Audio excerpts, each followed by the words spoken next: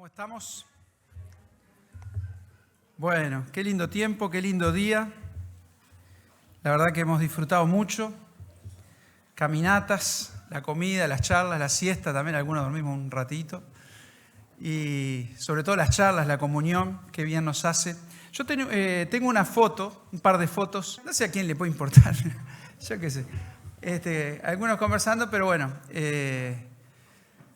Dios nos ha regalado una preciosa familia y ahora nos ha regalado el placer de verlos volar. Ya estamos todos parramados.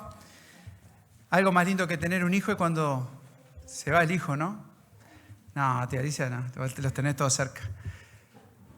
Pero es lindo cuando los hijos van tomando buenas decisiones y siempre oramos por ellos. Y qué lindo cuando los hijos empiezan a formar sus familias, también es algo que me gusta mucho a mí. Yo a los jóvenes ya les hablo mucho de ese tema. Es algo que me preocupa, que los jóvenes entiendan que es parte de la vida, una parte importante, formar familia. No es bueno que el hombre esté solo, a no ser que Dios le haya dado ese don. Hay algunos que Dios le ha dado ese don de permanecer solteros, dedicados a la obra, pero el que no tiene ese don, y es bastante fácil saber si lo tienen, después podemos charlar sobre eso, es bueno orar para que Dios les guíe en formar una familia y como familia servir a Dios. Acá yo una cosa que vi muy linda es cuántas familias de todas las edades juntos están sirviendo a Dios. Y eso es una cosa preciosa, ¿no? Recordamos esa frase de Josué: yo y mi casa serviremos al Señor. Y eso es algo precioso. Hoy estuvimos hablando un poquito acerca de edificar la iglesia y la condición para que la iglesia pueda ser edificada. ¿La iglesia la edifica quién? El Señor. El crecimiento lo da el Señor. Nosotros no podemos edificar, es el Señor que edifica. Pero el Señor, en su soberanía, quiso usarnos a nosotros, en palabras de Pablo, como colaboradores. Siempre tenemos que recordar que somos colaboradores. Pablo dice, uno planta, otro riega. El crecimiento lo da el Señor, pero hay que plantar y hay que regar. Por eso dice, hay que rogar al Señor que mande obreros a su mies.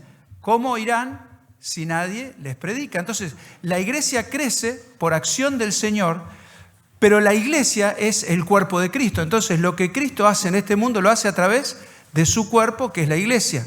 El Espíritu Santo obra, convence al mundo de pecado, de justicia, de juicio, pero los miembros de la iglesia tienen un papel importantísimo en el crecimiento de la iglesia.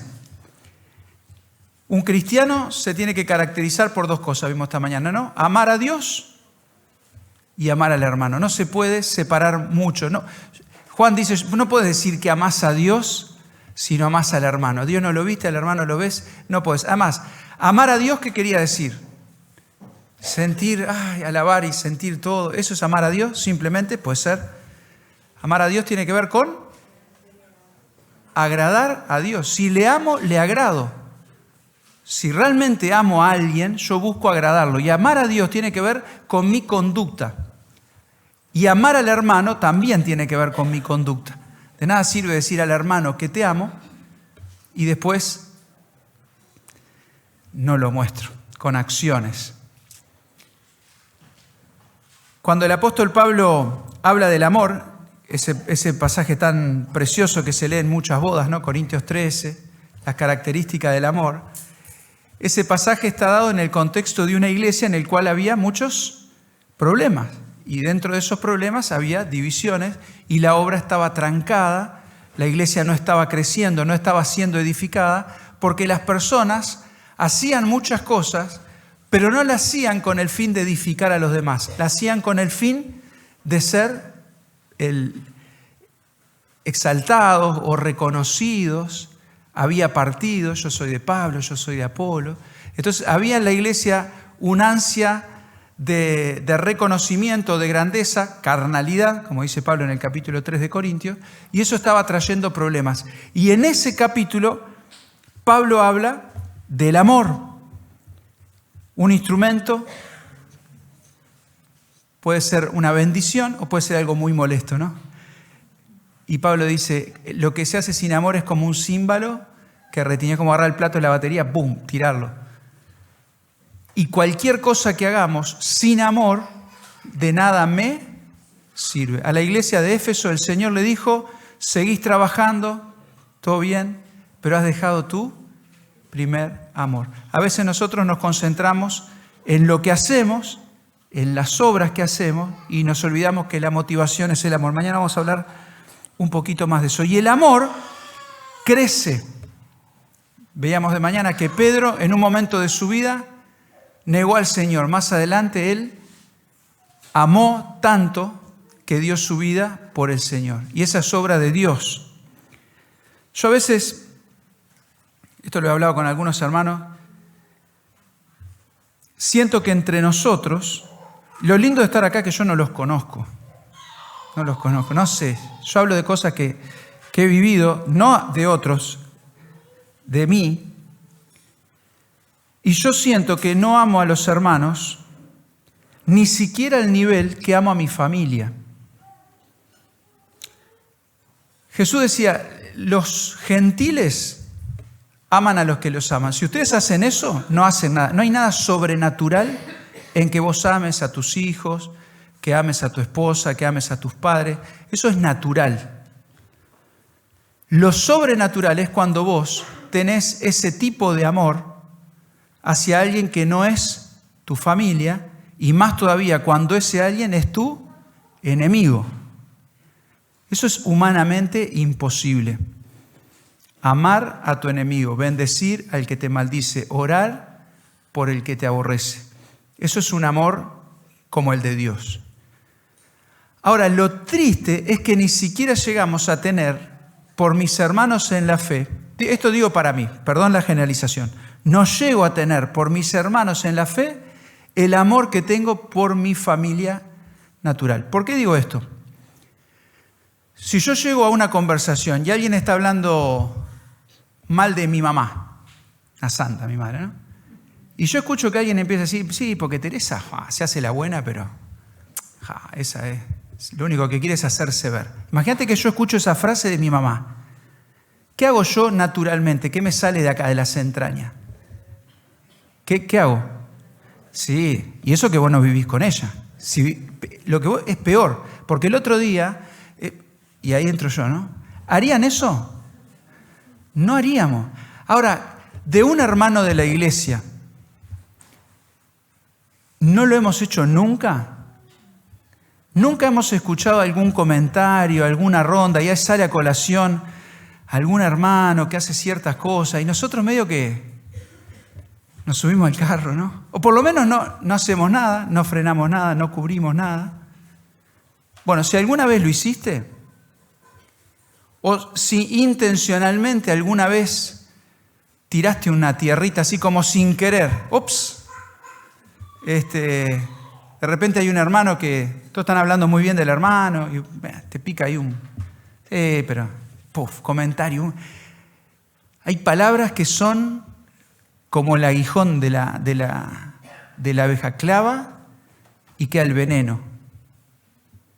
¡Pum! No, fulanito, sí, no, es bueno, pero sí, no, yo qué sé. Y te la dejan picando, ¿viste? Y vos ya te queda, no sé si a veces hablas con gente que después que hablas con ella te queda como una cosa rara. Y decís, ¿qué pasó? ¿Qué me dijo? No sé, pero cada vez que hablo con esta persona me quedo con esa sensación. Y hay personas que son así, y yo puedo ser así. Y eso lo que estoy mostrando es que no amo. Entonces, querido hermano, yo quiero decirle esto. Tenemos que reconocer que no amamos para pedirle a Dios que nos enseñe a amar. Amarlo a Él y amarle a los hermanos. No es natural. Si no viene de Dios, no podemos. Y en la iglesia, cuando no hay amor, no va a haber crecimiento. O por lo menos ese crecimiento va a ser muy lento y con muchos escollos. Y amar tiene que ver con madurez. Cuando Pedro habla, añadida a vuestra fe virtud, a la virtud conocimiento, al conocimiento dominio propio, ¿se acuerdan ahí en 2 Pedro? Al final dice al afecto fraternal, y al afecto fraternal amor. Es decir que ese amor que yo voy desarrollando, que tiene que ver con cuidar a mis hermanos, buscar lo mejor para mis hermanos, eso es algo que viene también con el tiempo y con la madurez. Es una obra de Dios en nuestra vida. Y en esta tarde yo quería, nochecita ya, hablar un poquito acerca de la madurez espiritual, ¿no? Una iglesia crece cuando sus miembros crecen, cuando sus miembros maduran. Decíamos, no somos ladrillitos que quedamos así. No puedo ser el mismo hoy que cuando tenía 15 años. Hay una vez que Tito habló en Uruguay, no sé si él se acuerda, esas cosas que te quedan grabadas, que mencionó el texto en Hebreos 6.1, vamos adelante a la perfección, no sé si vos te acordás. Y ahí, una palabra en griego, Tito era de esos raros que venían con palabra en griego, nosotros no estamos acostumbrados. Y era la palabra teleios, ¿te acordás, Tito, de eso vos? Teleios tiene que ver con ser completo, ¿no? Acá lo traduce perfecto, pero tiene que ser completo. Y en el contexto de Hebreos, lo que el escritor hebreo le está diciendo a la iglesia es, ustedes deberían ser ya maestros y todavía son como niños, tienen necesidad de que se les dé leche, se han hecho tardos para oír, se han hecho perezosos. Es decir, la iglesia no está creciendo, no porque más gente no venga, eso es una fase del crecimiento que es importante, pero porque ustedes se quedaron como estaban hace 10 años. Entonces, el desafío de Dios, si yo quiero que la iglesia sea edificada en amor, yo antes de mirar a la iglesia tengo que mirar para mí.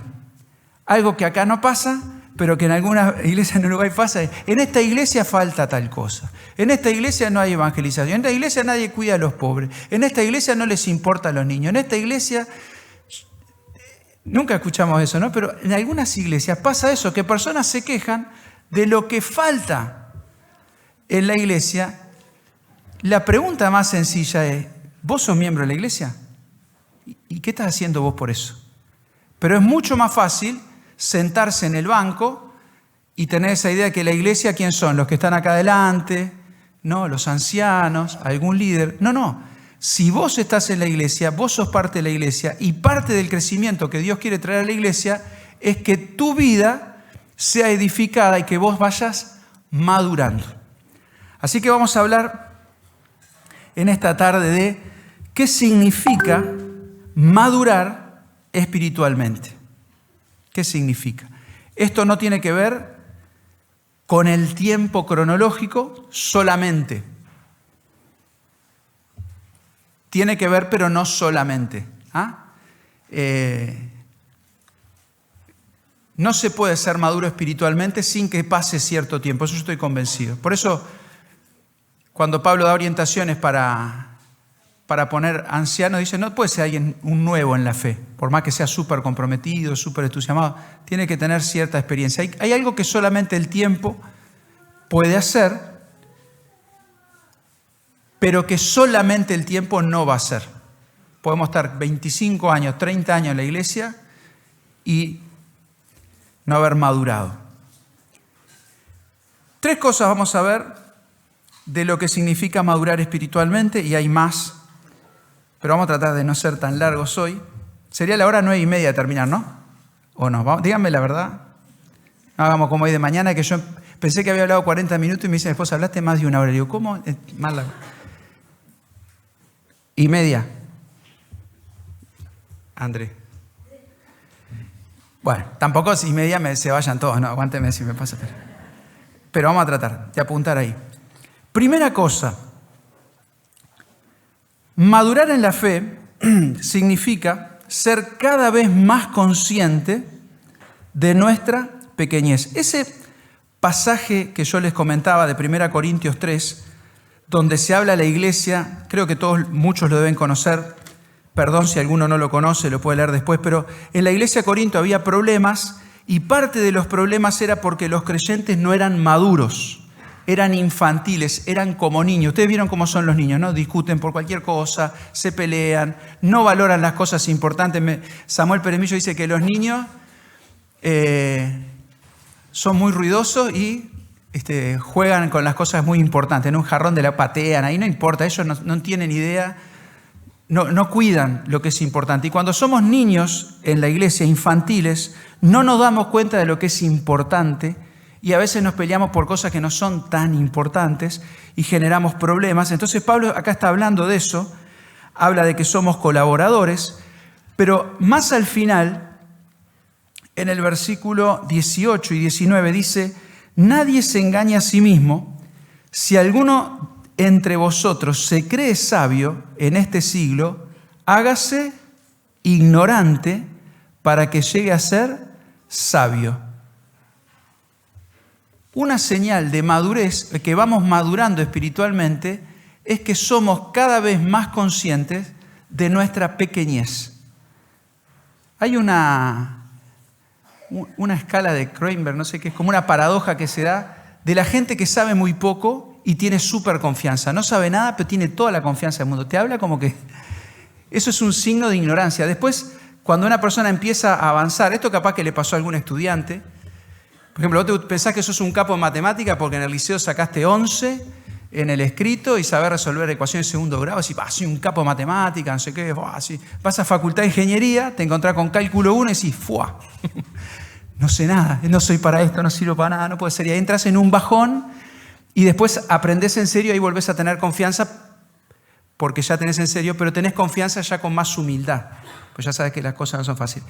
A veces en la vida cristiana pasa así, me convierto, parece que soy un crack, que me la sé toda, discuto con los ancianos, ¿no? O con la gente mayor, que no saben nada, estos no sé qué, se quedaron en no sé cuánto. Y hablamos toda como con una seguridad que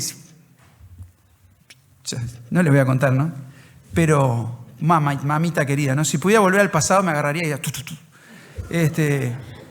pero era un nabo importante, como yo digo, ¿no? Y en ese momento no me daba cuenta, pero no me daba cuenta porque era inmaduro. Ahora sigo siendo inmaduro, pero algunas cosas ya me doy cuenta. El apóstol Pablo, antes de convertirse, esto es muy interesante, antes de convertirse en Filipenses 3, cuando él habla de lo que él se creía, antes de conocer a Cristo, ¿saben lo que se creía Pablo que era? ¿Se acuerdan Filipenses 3? Dice, si alguno piensa que tiene que gloriarse, ¿qué dice el humilde? Yo más.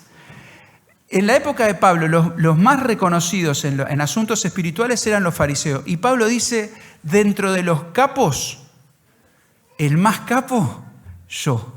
Era López, ¿no? Pablo López. No, Saulo. Él se creía que era el más grande de todos. Conoce a Cristo, cae, algunos dicen del caballo, otros dicen que no iba a caballo, y comienza un proceso de conocer al Señor. Cambia su nombre, yo no creo que cambia porque era un nombre hebreo, un nombre griego, pero justo el nombre que él empieza a usar, Pablo, ¿saben qué quiere decir? ¿Escucharon eso? Pequeño. No sé. Y Pablo empieza a entender que si él quería ser siervo de Dios, tenía que hacerse pequeño. Y él reconocía que tenía una inclinación a querer agrandarse. Y él cuenta una experiencia que tuvo y después dice, Dios me dio un aguijón que me abofeté y le rogué 3 veces al Señor que lo quite y el Señor le dijo, ¿qué?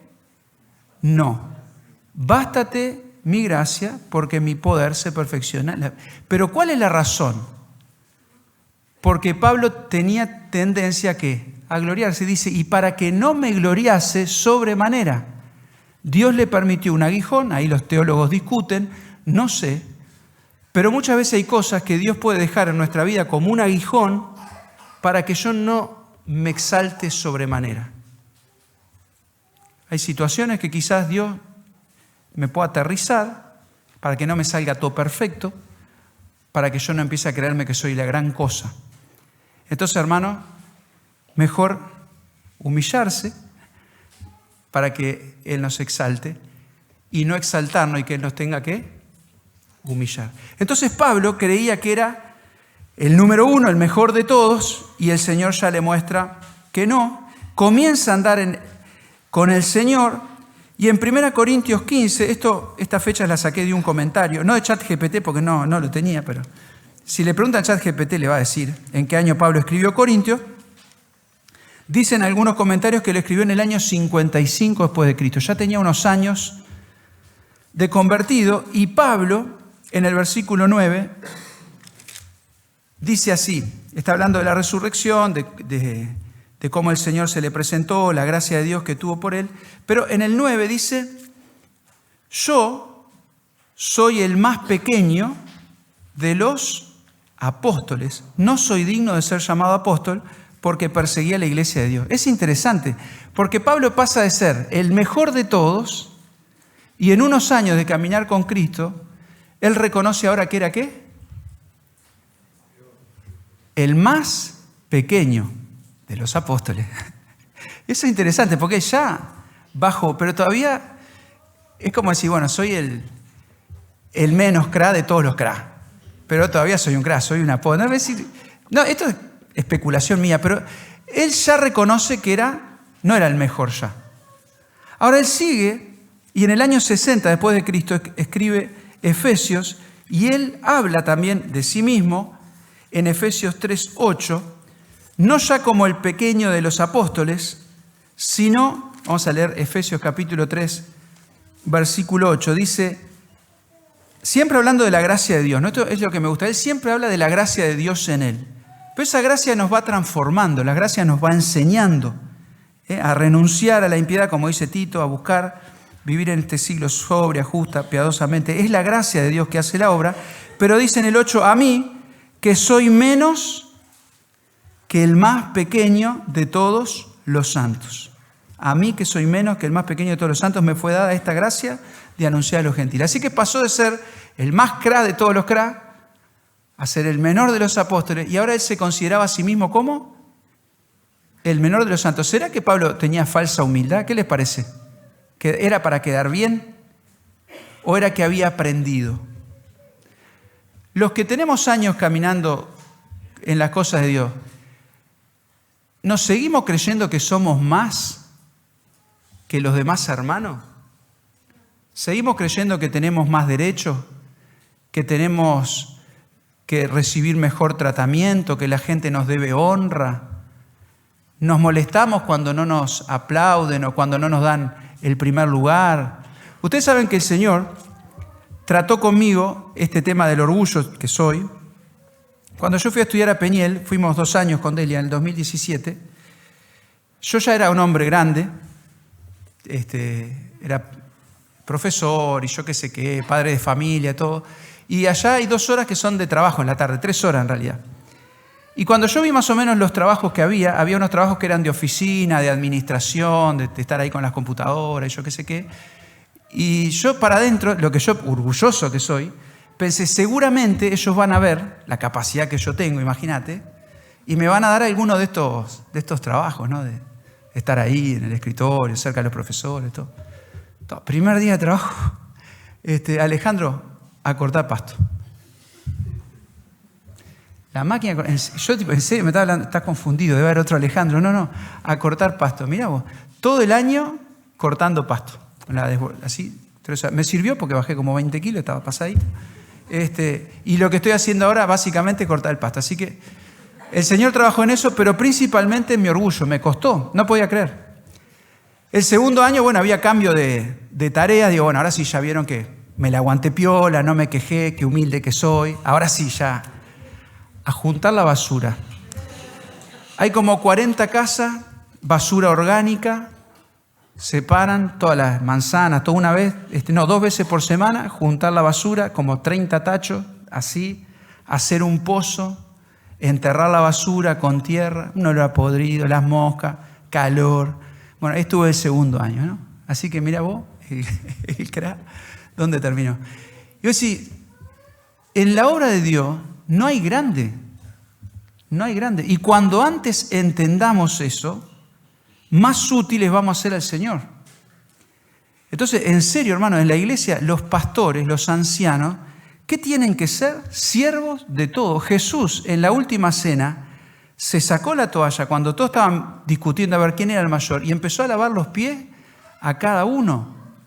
Y él le dijo, entre las naciones, los grandes son servidos. Entre ustedes no va a ser así, sino que el que quiera ser grande entre vosotros será vuestro servidor.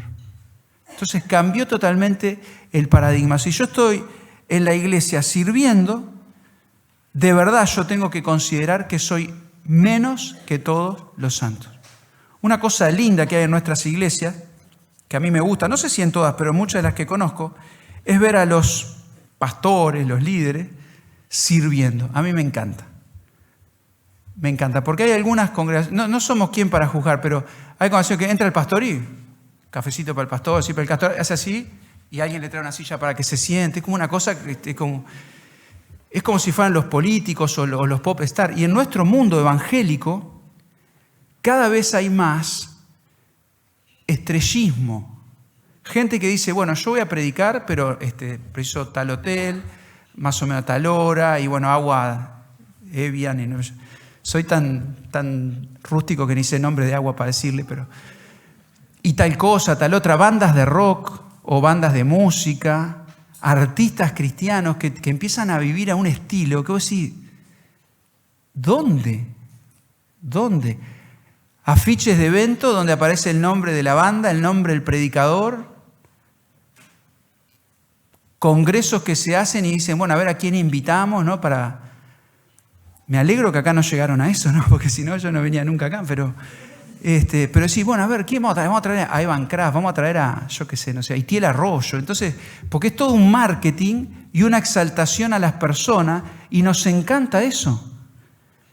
Y Pablo dice, yo soy el menor de los apóstoles. Querido hermano, hermana, tenemos que aprender esta lección. Un creyente maduro es un creyente que cuanto más conoce al Señor, más se da cuenta que es bajo. Ahora, Pablo sigue y en 1 Timoteo 1:15, 1 Timoteo lo escribió, dicen algunos en el 67, es decir, 3 años después, él seguía siempre, esto es lo que me gusta, él siempre seguía sirviendo, porque no es cuestión de falsa humildad, no es cuestión de decir, no, a mí no me pida, no, hay otro que toca la guitarra mejor, pedí, eso no es, si te piden que hagas algo, hacelo. Si Dios te abre una puerta, servilo. Pero con la motivación justamente de servir. Si te piden que toque la guitarra, toca. Pero no te quedes entrompado allá si no te pidieron a tocar y tocó el otro y si ojalá se le desafine, ¿no? Que suene, acopló bien, acopló, que la próxima vez me pidan a mí. No, eso es lo que nosotros tenemos que erradicar. 1 Timoteo 1:15, Pablo está hablando. Dice, la gracia de nuestro Señor, siempre es eso, siempre sea eso, es la gracia que obra en mí, la gracia. Fue más abundante con la fe y el amor que es en Cristo Jesús. Él está hablando de lo que había hecho, ¿no? Y dice, palabra fiel y digna de ser recibida por todos, que Cristo Jesús vino al mundo a salvar a los pecadores, de los cuales yo soy el primero. O sea, ser el primero de los pecadores es ser el peor. Entonces Pablo empezó su caminar con Cristo. Antes de encontrarse con Cristo, pensando que frente a Dios estaba en lo más alto, y cuanto más fue conociendo al Señor, cuanto más fue conociendo lo que Dios es y lo que Él es, terminó su servicio diciendo, ¿sabe lo que soy yo? El peor de los pecadores. Sin embargo, por su gracia, Él me sigue usando. No yo, la gracia de Dios. Mis queridos, no se necesitan grandes en la iglesia, no se necesitan grandes. Precisamos entender que al revés de lo que pasa en el desarrollo natural de un niño, ¿no? Un niño a medida que va madurando es cada vez más grande. Un cristiano a medida que va madurando cada vez es más chico, más consciente de su pequeñez. Que Dios nos ayude. Ahora también, madurar es ser cada vez más dependiente de Dios. Está ligado con lo anterior. Madurar es cada día ser más dependiente de Dios. Cuando uno ve a un niño, es normal que un niño sea muy dependiente y a medida que va creciendo, ¿la idea cuál es? Más independiente. Mamá, ¿me atás los cordones? Imagínate. Bueno, a veces hay problemas de desarrollo, pero lo normal es que hay cosas que más o menos son esperables, que un niño se vaya independizando. En nuestra cultura se va estirando, ¿no? La adolescencia ahora es hasta los 28 más o menos, y la juventud hasta los 40, y ahí tenemos chicos de 20 y pico que todavía no saben hacer un huevo frito, y la mamá le tiene que decir que haga esto, levantate, dice, no me moleste, estoy filmando un TikTok, ¿no? Como ese que dice, y, ay, perdóname mi amor. Y bueno, los padres tampoco colaboran mucho con este proceso de madurez. Porque para madurar muchas veces hay que enfrentar ciertas situaciones y a veces los papás queremos mimar tanto que en vez de ayudarlos a madurar, los retenemos ahí. Y bueno. Pero cuando nosotros somos maduros espiritualmente, lo que caracteriza a una persona que va madurando en la fe es que cada vez es más dependiente de Dios. Hay un salmo muy lindo, leímos muchos salmos hoy, me encantan los salmos, que es el Salmo 32. Salmos 32, versículo 8.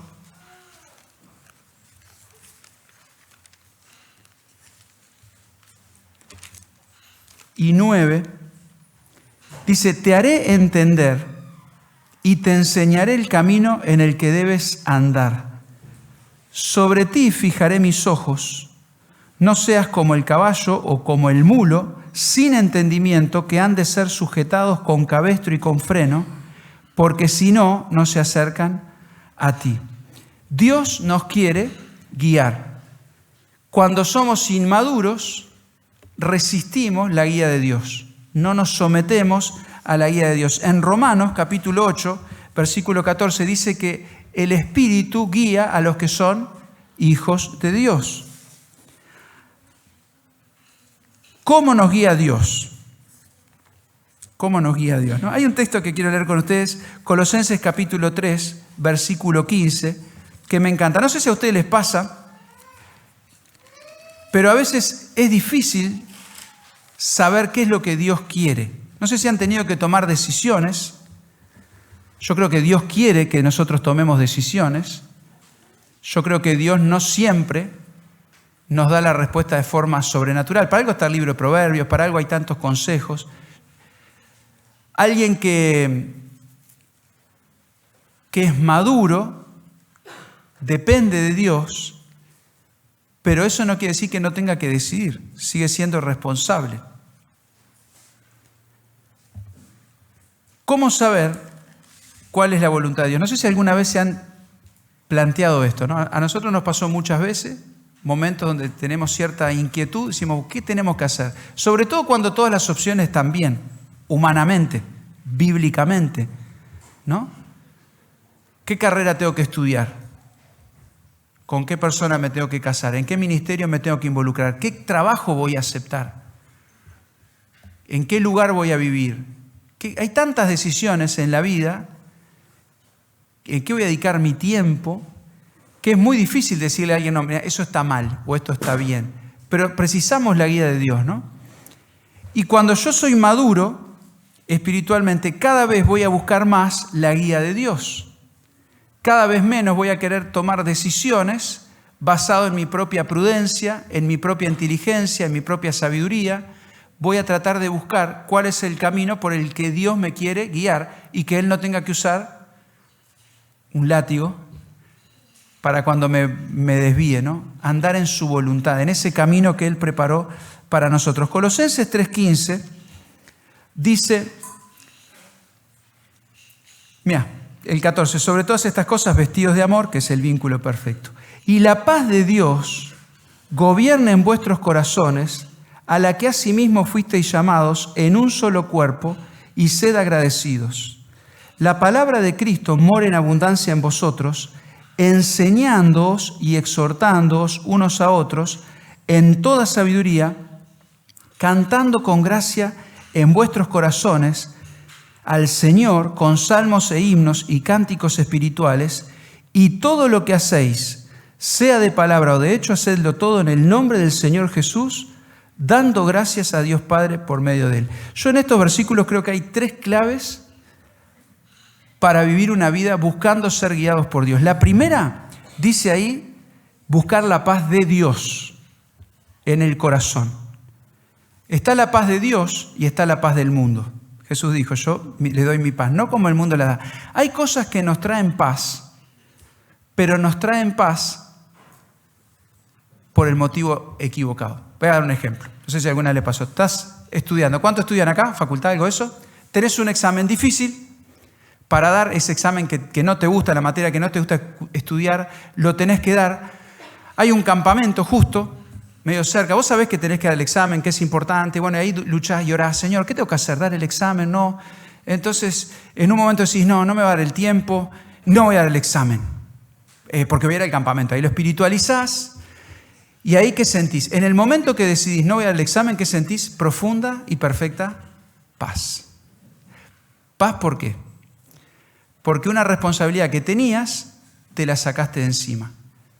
Pero en el fondo vos sabés que capaz tenías que hacer eso. Hay muchas cosas que nos pueden traer paz porque estamos huyendo. Pero esa no es la paz de Dios, ¿no? Yo imagino a Jonás cuando se fue para el otro lado, probablemente se subió al barco, zafé, ¿no? Pues, perdón. Me zafé, tranquilo. ¿Qué vino? Glup. Se lo tragó. El Señor lo corrigió. Pero hay cosas que nosotros huimos. Pero la paz de Dios, si la hemos sentido, es esa profunda convicción de que estamos haciendo lo que Dios quiere que hagamos, aunque humanamente podría parecer una locura. No sé si les ha pasado, espero que sí, pero tenemos que buscar, Señor, dame paz en hacer esto. Si es tu voluntad, dame paz. Ahora, solo la paz del corazón, ojo, porque a veces es difícil saber por qué siento paz. Porque estoy obedeciendo, porque estoy tomando un camino. Nos podemos engañar. Por eso acá dice también que tiene que estar ¿qué? La palabra de Dios, ¿de qué forma? Abundante, y no solo la palabra, sino la comunidad de mis hermanos enseñándome, exhortándome con sabiduría. Cuando vamos a tomar una decisión, que es una decisión importante, un consejo que yo siempre doy y practico, es hablar con varios hermanos que yo sé que están en comunión con Dios, presentarle las cosas y pedirle que me aconsejen con la sabiduría del Señor. Y si vos vas a tomar una decisión y vos sentís paz en el corazón, pero todos los demás hermanos, que pueden ser los ancianos de tu iglesia, pueden ser los líderes, todos los demás te dicen no es por ahí, no es por ahí, no es por ahí, yo no voy a decir que eso es determinante, pero por lo menos es una luz amarilla. Yo conozco historias misioneras, algunos que le decían no vayas, todos en contra, y fueron y claramente tenían que ir. A veces los hermanos también pueden equivocarse. Pero cuando vos estás pensando en algo, Dios está trabajando en su corazón, te está moviendo, vos estás buscando su voluntad. Conversás con los hermanos de tu iglesia, con los hermanos que sabés que están también sirviendo a Dios, buscando la voluntad de Dios. Y se alinea, es como que ya la cosa es un poco más clara. Pero hay una tercera pregunta que también es muy importante, una tercera condición, que dice: todo lo que hacéis, sea de palabra o de hecho, hacedlo todo en el nombre del Señor Jesús, dando gracias a Dios Padre por medio de Él, ¿no? Todo para la gloria de Él. Cuando yo voy a hacer algo, en el fondo de mi corazón me puedo preguntar: Señor, ¿esto lo estoy haciendo para tu gloria? ¿Realmente esto es para tu gloria o es para mi gloria? ¿Qué estoy buscando? ¿Llevar tu nombre, engrandecer tu nombre? ¿O estoy buscando reconocimiento, estoy buscando comodidad, estoy buscando, no sé? A veces nos cuesta mirarnos en el espejo de la palabra y ver las cosas feas que puede haber en nuestro corazón, pero si nos engañamos en eso, no vamos a ser guiados por el Señor. Entonces, cuanto más nosotros maduramos, o mejor dicho, cuanto más somos guiados por el Señor, más maduramos en la fe. Madurar es ser cada día más dependiente de Dios. Hay historias impresionantes en la Biblia. Una que a mí me impresiona es Felipe, cuando estaba en Antioquía, el éxito, ¿no? Hemos escuchado muchas veces hablar de eso. De repente el Espíritu, ¿qué hace? Se lo lleva. Súbete a ese carro, a este carro con uno. Tenía una iglesia de 150, me vas a mandar a uno. Pero él es sensible a la voz, escucha la voz, predica, ese hermano se convierte, se bautiza, y muchos dicen que fue el que llevó el evangelio a toda una región. Si vos buscas tu grandeza, si vos buscas crecer tu nombre, probablemente no estás dispuesto a ser guiados a algunos lugares donde parece que no va a pasar eso. Cuando Dios le dice a Abraham, sal de tu tierra y de tu parentela y ve a la tierra que yo te mostraré. Él fue sensible y obedeció. ¿Pero con quién se fue? Se fue con Lot. ¿Y Dios qué le había dicho? Llévate al sobrino. Le dijo que no. ¿Usted sabe cuándo fue la próxima vez que Dios le habló a Abraham? ¿Se acuerdan de eso? Lo dice la Biblia. Después, lo anoté por acá. Génesis 13:14. Mira qué interesante. Esto lo leí hace más o menos poco. Lo subrayé porque es esa cosa que la leí 50.000 veces, pero en ese momento me llamó la atención. Dice, Jehová dijo a Abraham, después que Lot se apartó de él, alza ahora tus ojos. La próxima vez que Dios le dijo algo a Abraham es cuando obedeció lo que le había dicho primero. Deja tu parentela. Y a veces quizás nosotros digamos, pero Dios no me está guiando, quizás Dios no me muestra, y capaz tenés Lot contigo todavía. Quizás hay algo que Dios ya te mostró que tenías que hacer y vos la venís pateando para adelante, venís haciéndote el sonso y todavía no has obedecido. No sé lo que puede ser. Sé lo que puede ser en mi vida, cosas que yo sé que tengo que dejar para que Dios me pueda guiar un paso más. Y hay cosas que nos trancan porque no queremos soltar. No queremos dejar al sobrino, no queremos dejar ciertas cosas. Puede ser una posición, puede ser una amistad, puede ser una relación. No sé. Pero antes de quejarte que Dios no te guía, pensá con sinceridad delante de Dios si Él ya no te ha mostrado algo que vos tenías que hacer y estás haciendo, como decimos en Uruguay, haciendo la tonta y no estás obedeciendo. La tercera característica de alguien que madura, un cristiano maduro, es que cuida a otros. ¿Está? Cada vez más consciente de mi pequeñez, cada vez más dependientes de Dios, pero madurar es también cuidar a los otros. Hay un pasaje muy, muy lindo, con mucha cosa para pensar, que está en 1 Juan capítulo 2. Ahí Juan usa 3 palabras, le escribe a los creyentes y usa 3 términos para referirse a los creyentes. Recién el hermano nos hacía pensar de todas las generaciones que hay acá, pero esto tiene más que ver con lo espiritual, no solamente con lo cronológico, y habla de los hijitos, habla de los jóvenes y habla de los padres. Vamos a brevemente ir ahí a 1 Juan, capítulo 2, versículo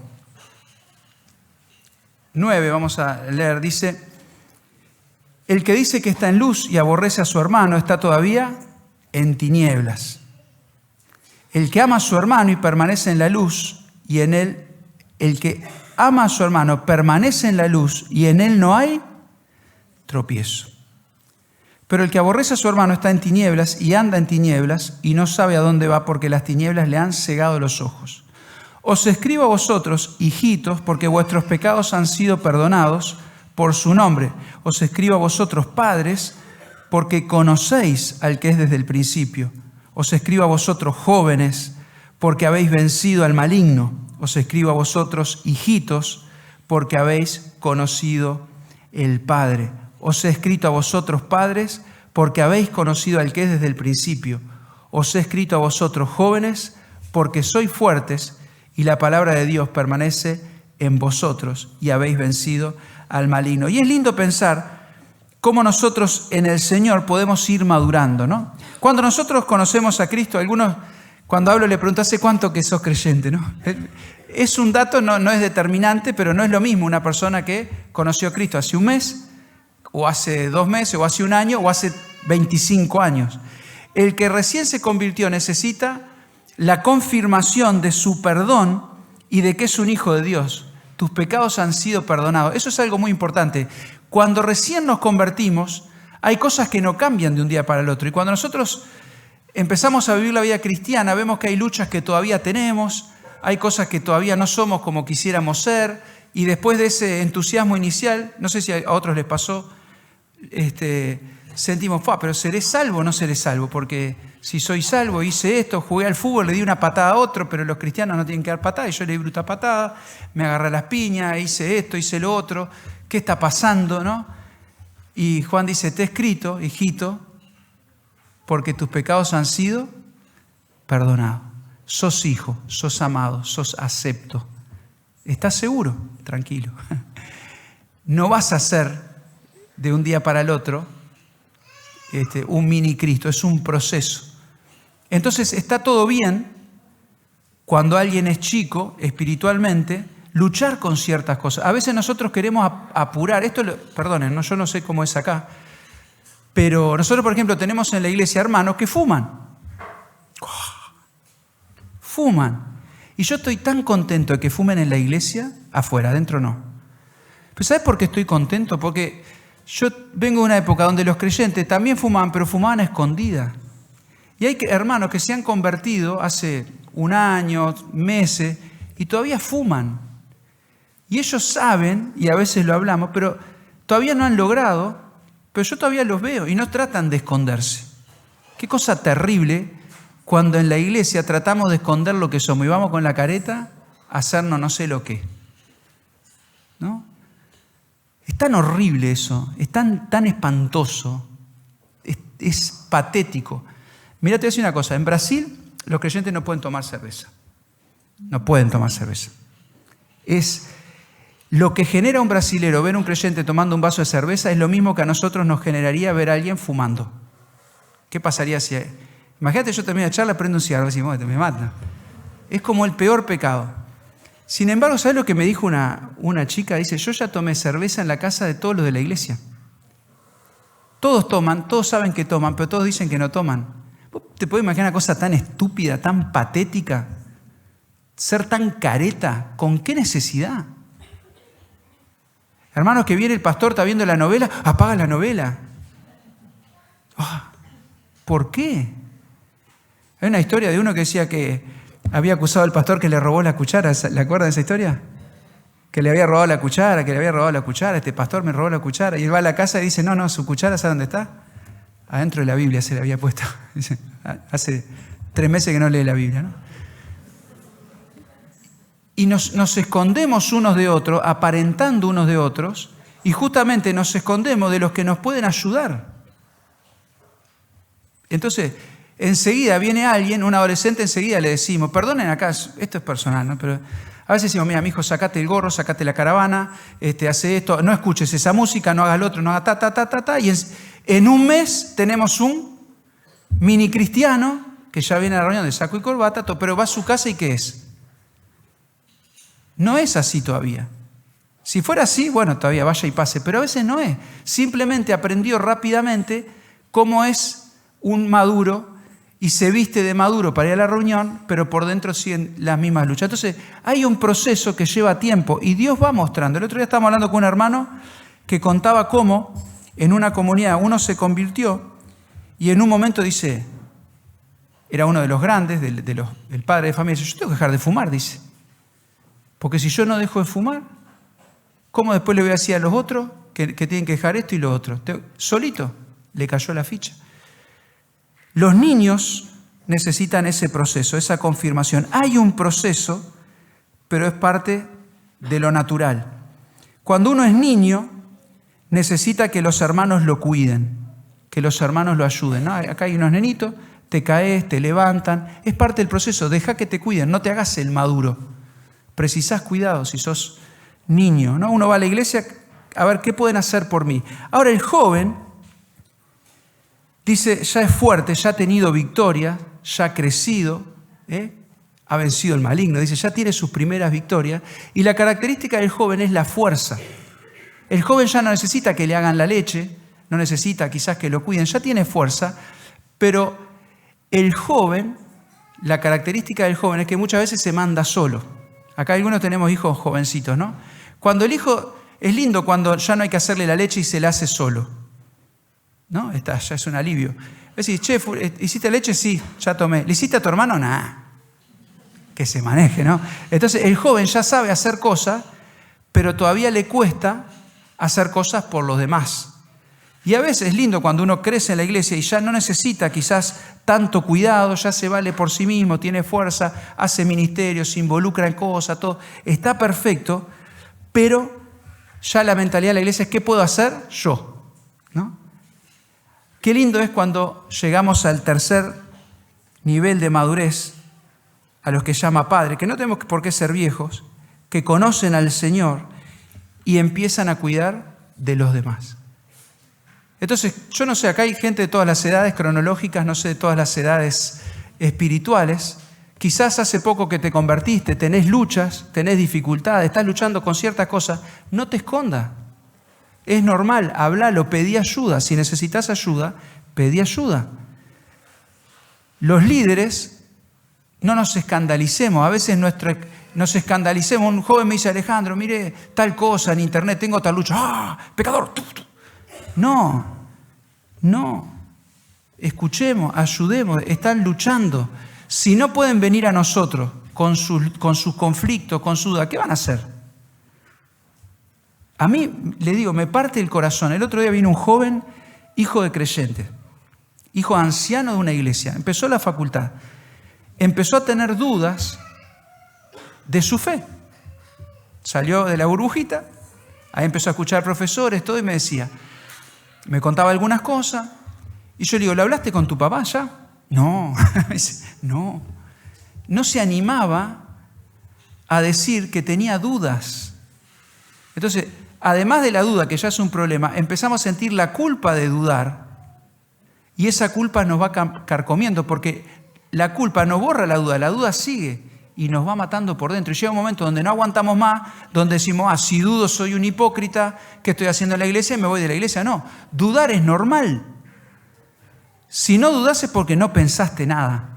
Ahora, lo que está mal es la incredulidad, porque si vos tenés dudas, y acá hay muchos que están en la universidad, si vos tenés dudas de tu fe, si un profesor se burla de vos, te tambalea, te cuestiona, no te ocultes eso, buscá las respuestas porque respuestas hay. El tema es a quién vos querés creer. Cuando Tomás dudó, Jesús, ¿qué le dijo? Acá están las pruebas. ¿Querés pruebas? Acá están las pruebas. No dudes, no seas incrédulo. Están las pruebas. Nuestra fe es una fe bien fundada. Pero tenemos que animarnos a compartir si todavía tenemos dudas. Cuando somos jóvenes, somos fuertes, excelente. Pero nosotros necesitamos ir a la iglesia, no a ver qué es lo que pueden hacer por mí para siempre. No me visitaron, me ofendí. No me dieron esto, me ofendí, siempre. No siempre haciendo la nuestra. ¿Acaso soy yo? ¿Acaso hago esto yo? Sino, ¿qué puedo hacer por los demás? Y eso es muy lindo. Cuando nosotros, como cristianos en la iglesia, empezamos nosotros a estar pendientes, a orar por los otros, a cuidar por los otros, a animar de los otros. Eso es parte de la madurez y eso permite que la iglesia sea edificada. Una iglesia es muy difícil de edificar si hay 3 personas que son los que están cuidando a no sé cuántos son acá, a 100. Muchos debiéramos ser ya maestros y todavía somos niños, causando problemas, armando lío. En vez de ayudar a construir, quizás estemos desparramando. ¿Por qué? Porque no hemos madurado, porque todavía nos creemos grandes, porque todavía queremos ser independientes, no escuchamos al Señor, no obedecemos y porque vamos a la iglesia a ver, ¿qué pueden hacer por mí? En vez de decir, ¿qué puedo hacer yo por los demás? Tiene su tiempo, lleva su proceso, pero a eso el Señor nos desafía. Oramos. Señor, te damos gracias por habernos comprado, Señor, habernos hecho parte de tu familia, Señor, habernos incorporado a este cuerpo, habernos puesto en este cuerpo que es la iglesia. Y Señor, tú conoces a cada uno de nosotros, hace algunos más tiempo, otros menos tiempo que te conocemos, pero Señor, sabemos que siempre hay más para avanzar, como decía el apóstol Pablo, no lo hemos alcanzado. Señor, necesitamos continuar en este proceso de madurez. Señor, ayúdanos a darnos cuenta de que realmente somos pequeños, Señor, que somos débiles, que necesitamos tu fuerza para obrar en nosotros, necesitamos tu gracia. Señor, ayúdanos a buscar tu guía realmente, Señor, realmente buscar hacer lo que tú quieres que hagamos. a no hacernos trampa al solitario, Señor, a no hacer nuestra voluntad con justificaciones. Señor, que realmente podamos buscar el consejo de los hermanos, tu paz en nuestro corazón, buscar tu palabra, Señor, buscar tu gloria. Padre, ayúdanos poco a poco a ir madurando en la fe, Señor, a darnos cuenta que tú nos has traído no solamente para ser cuidados, sino también para cuidar, para bendecir, para edificar a los demás. Padre, qué bendición es cada hermano en la iglesia cuando unos a otros realmente nos motivamos al amor, a las buenas obras. Señor, qué lindo es ver cuando tu iglesia crece, no solamente en número, sino también en madurez de cada uno de los miembros. Padre, gracias porque podemos ser parte de este proceso de alguna manera. Señor, ayúdanos para tu gloria. En nombre de Cristo Jesús. Amén.